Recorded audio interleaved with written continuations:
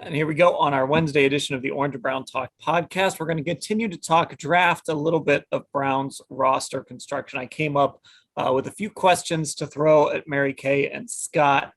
So let's just start here. I want to talk about impact that these picks will have. And this is talking about 2022 specifically. And Scott, I'm going to make a rule here. You're not allowed. It has to be a draft pick. It has to be a player who is actually picked. So you're not allowed to say Deshaun Watson or Amari Cooper like you did the other day. Okay. Which draft pick will make the biggest impact in 2022 specifically? Well, it's one of the guys that was picked either in the third round or the fourth round. So we can narrow it down like that, I believe. The first thing that came to my mind was Perion Winfrey, because I think that there is an opening for him to step right in and grab one of those starting roles. And I think they're very, very excited about him and what he brings to the table. So I think he's very, very high on the list, but you can make a case. I mean, if they don't sign another or acquire another receiver, then David Bell is going to have to make a really big impact this year. If they don't sign Jadeveon Clowney, Alex Wright could be the starting edge opposite Miles. And Cade York, we can make an argument that Cade York could make the biggest impact this year in winning football games. So it could be any one of those guys, but I guess Winfrey comes to mind first, just maybe because he's such a big, booming, loud presence. I would go with Cade York. If he doesn't work out, then you can have an impact both positively and negatively. And I think if he doesn't hit, if he isn't someone they can count on consistently out of the gates here, that's going to have a huge impact on this team. You don't want to have a kicker who's trying to figure things out while you're going forth in a season where you consider yourself probably a legit playoff contender. So I think he's got to be at the top of the list. I would probably put David Bell second. I do agree that he'll have opportunities to claim a lot of snaps, especially if he's someone who they want to use more in the slot. That could really give him a lot of chance to make plays and just in general, just be out there. So, but I think it's Cade York all the way. He's going to be the leading scorer on this team. And yeah, you don't want to be 5 weeks in wondering, man, did we screw up by using a fourth round pick on a kicker?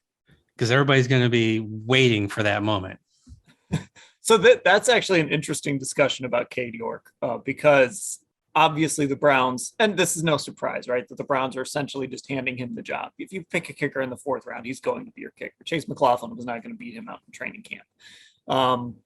But there is that discussion about, like,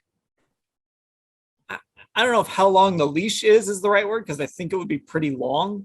I wanted to look. Evan McPherson did get off to a pretty good start last year. He went through a stretch where he made 1 of 2 against Jacksonville and then missed 2 in that really weird game that the Bengals lost to Green Bay, where everybody was missing kicks, but he was pretty consistent most of the year. But like, if Cade York, if we're halfway through the season and Cade York is like barely 70% on field goals, is there going to be real concern there? Or, I mean, is that leash just so long at this point that it doesn't matter? I'm not as wed to him having to be wildly successful because you use that pick on him as maybe some other people might be. I think it was smart to take a chance. I think he's got the opportunity to be really good. If he's not, then you go find a kicker somewhere else. I think it was the right chance to take. Sometimes you have to take a little bit of a risk. And if they wanted to make sure that they got him and nobody else did because people knew that they needed this kicker, then 124, again, I just don't think is too high. We don't look at Tommy Togiai and like wonder, oh my God, what's going to happen if Tommy Togiai is no good, or even James Hudson to a certain extent. You guys can probably think of other fourth round picks as well that we just don't like. You don't even think about them. It's a crapshoot. Once you get to the fourth round, and actually quite before that, the draft is a crapshoot. I mean, you want to be getting starters out of the first round, but a lot of times you really don't. And that's just the reality of it. So, if he's good, great. They nailed it. If he's not, go sign a kicker. I think a lot of it has to do with when you miss, because, Phil Dawson, as beloved as he is, he wasn't out there drilling 90% of his kicks. He was low 80s with the Browns, but we all remember important kicks that he made. So that's the real big thing. If missing's fine, but if you have to make the kicks that are important, not miss the ones that are going to cost you a chance to win, that's how you stick around. Yeah, McPherson didn't become a star because he was making kicks in the first quarter in October.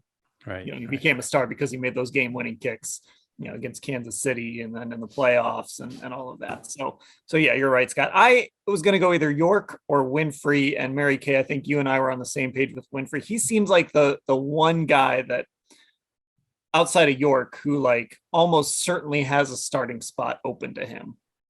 He's still got to go earn it, but there's no reason to think that based on the fit he is, the kind of just what they want at that position, there's no reason to think that he couldn't show up and beat out Jordan Elliott and Tommy Togiai. And, if they bring in some veteran or something, he's going to have an opportunity to start. It feels like there's usually been a couple of rookies from Andrew Berry's drafts that start almost immediately.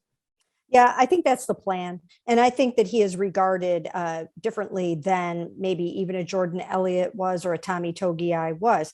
I do think that they probably had a pretty high grade on him, and they weren't the only ones.